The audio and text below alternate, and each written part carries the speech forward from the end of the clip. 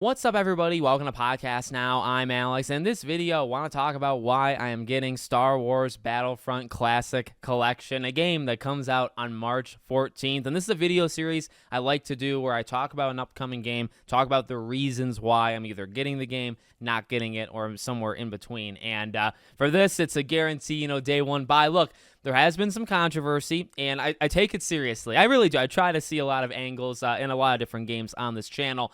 So I saw the mod stuff. Now, from my research, and it's not like the most in-depth you could possibly do, and I also am not well-versed in it, the mod stuff seemingly has cleared up, or people have, I think, given me enough reasoning to believe that everything's good, where there's not theft going on and there's not, kind of shady acts happening.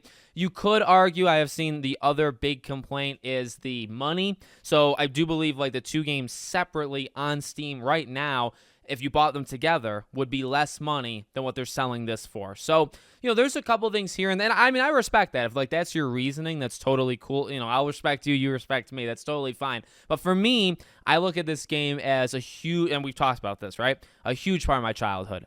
This is something that I'm very happy that they're doing. Now, I look to that almost as a brownie point thing, right? To be honest, you think about games that have anniversaries, and a lot of games do nothing. Studios, they do nothing. You might get a poster, you might get merchandise, but you're definitely not getting a remaster, you're not getting a collection, you're not getting this kind of big celebration for an anniversary, which is really what they're doing because of, I imagine, is a Battlefront 1, right, turning 20 years old this year, okay?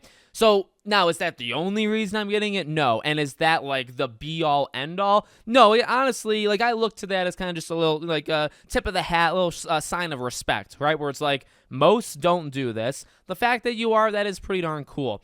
I think there's a lot of value, legit value, in this game. I know we've talked about, okay, well, do you get people that kind of come over from EAs, right? And I think you can kind of split people up in a couple different groups. I've classically talked about this game in terms of, my own childhood, and we've talked about it as if a lot of people, and it's true, a lot of people have played this game when they grew up, but a lot of people haven't. And, a thing I kind of want to mention in this video specifically, I do think this game is going to have legit value to those that have never played this game before. Now, I grew up on this. I was watching a couple, just to make sure I wasn't missing any key features of, this collection. And there was a Battlefront YouTuber, bigger YouTube channel, and he had talked about that growing up. He had played Battlefront 1, 2, and Revenge of the Sith, and that's it. And he played, the games later. That's actually exactly me. I grew up specifically 1, 2. My dad just gave me one day Revenge of the Sith, and I played it and freaking loved it. It was absolutely amazing. So I'm the same way. I played KOTOR many years later. Actually, not that many years ago did I play KOTOR, 1 and 2. So this was really my childhood growing up. Beyond, Episode 3 was the first Star Wars movie I saw in theaters. So these games meant a lot to me. But I do think, and we'll see how maybe necessarily well they hold up, right? But I think there's a lot of value from whether you look at the single-player campaign. So they both have it. 2 obviously has a much more in-depth one and a pretty darn cool single-player campaign. Obviously, you talk about Galactic Conquest and just, there's so much you can say, but I guess it has already been said. But that is such a cool mode, and never really, never really expanded upon in the future. It took EA forever just to get the concept of you can have space battles, and then you can land, and you could have land battles. And even that, they didn't exactly pull it off as. Okay, yes, technology is a lot different, in a lot of ways better, but also does make it, I think, more difficult to have a full scale, all of this rendering going on, space dogfighting, and then you also have to have land fights going on in the same freaking map. I get how challenging that would be, but you haven't pulled it off, really, right? This is the game, Battlefront 2, really, that pulled it off so well. So that is a huge one for me. That is the mode I played, continuously. Just different ways of taking down ships and I guess just winning the match overall. We talked about, the heroes versus villains, not called that, but, being able to play it not just on Tatooine. Now, again, I have memories of every night. I remember my cousins from Canada came over to sleep over one night, and we played, that mode on Tatooine over and over and over. Again, and this has been said, I don't know how well that's going to hold up. There was a lot of criticism in Heroes versus Villains in the the EA ones, right? And I think it deserved it. but there was like an okay amount of balancing. Now, there were definitely things you could do to really get good at a lot of these characters, and I think there were some that were factually, let's say, better than others, right?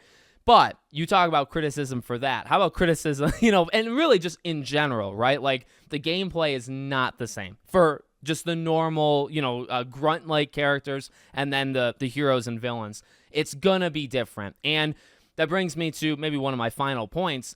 I think a big value of this game is two different things. One, I'm really excited to see the multiplayer, okay? Now, that's where I think a lot of things could actually break down. Although it could be very fun, and I'm excited to see it, and I do think that could actually really help the game be successful, I do wonder how, like, if there are going to be exploits, if there are going to be things that, again, literally break down, it's going to be on 32 versus 32, where the game was never really, Like, you could argue the newer Battlefront games, you can criticize elements of that. How about this game or these games, right? That'll be really rough. Potentially.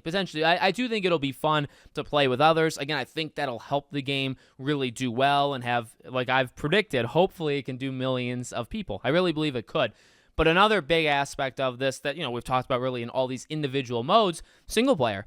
I like to play games by myself. Generally, I'm a loner, but, this is a franchise, and there are these two games. Like, you really can sink a lot of time just by yourself. And I think that's going to be very valuable to a lot of people. But, like I said, I think there's going to be a lot of people that come from EAs, because this fills a void. It really does. Like, it's not maybe going to last forever. I'm not saying this game's going to last, 2, 3, 4 years. But this game fills somewhat of a void that we have right now. But on top of that, if you've never played, and that's from people that have played these games and then they got hit in the face, by EAs, and we've kind of compared and contrasted them for years, right? We've had that discussion for so long. That's for them. The people that have never played this before, maybe they never played a Battlefront game in their life, or maybe they only played the EA ones, I really do think there's some value here. Again, maybe the gameplay elements might not hold up perfectly or even well. Like, we'll have to see. We'll have to, wait and see till the game comes out. But I think there's something really special here. And again, I think, like, legitimately, there's a lot of value, whether it's maps or characters or, having multiplayer, having these games together. And I kind of maybe skimmed over it. Preservation, and I've talked about this maybe before in past videos. I have a whole third channel. It's called Podcast Now Back to the Past, where I talk about old games. I got, 200 plus games of all these different generations over there in my shelf there. I'm big into it, and I've gotten bigger and bigger as the years have gone on. Again, the price thing, like, I know is a controversy. I know not everybody's thrilled, and I get that. Yes, you can get on PC, and I guess you could just say not everybody plays on, not everybody plays on console. You can definitely make that counter argument to me, but you have that.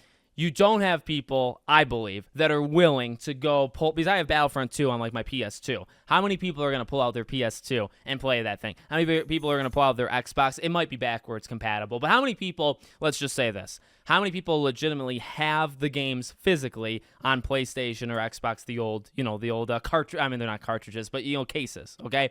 How many actually do that and are willing to bust that out? Extremely few. So, are they doing it perfectly? No. Is this a really good idea and step for preservation to just keep these games around when otherwise they wouldn't be? Yeah. And again, is that a be-all, end-all? No. It goes to the brownie points, I'd say, system of, again, tip of the hat for even recognizing this and doing something kind of cool with it. And then number two, I know people are not, as time goes on, because of how many remakes and remasters we've gotten, people have soured on them. And I get why. I totally get why. You have to have a balance. You have to have new games coming out as well as old games. Otherwise, if there's more old stuff getting remastered than there are new stuff, it breaks the whole system. People get mad. I actually agree with that. But as time goes on, as I get older, as I think game preservation is more and more important, I will respect pretty much any time, except I guess if it's done atrociously. But if you remaster a game, you put a collection out there, even like the Metal Gear one, I don't think they did that well at all. I think the PS3 version is actually better, but just the fact that not everybody has the PS3. Well, not everybody has a PS3 they're willing to play it on. Just to keep these games alive a little bit longer, I'm willing to kind of give you bonus points for. Again, it's not going to necessarily make me buy it. It has to be like a solid game at least, right? But it's just something I'd say a little bit extra that, again, not everybody does. Not every game or company or whatever. So I'm looking forward to it. I'll be making some videos on it. Not sure exactly what type of videos, but comes out in just a few weeks, and I'm pumped, and we'll be covering it the best I can. Let me know what you guys think in the comments. Make sure, as always, you're subscribed to the channel, bell icon turned on. I hope to see you all on the next one.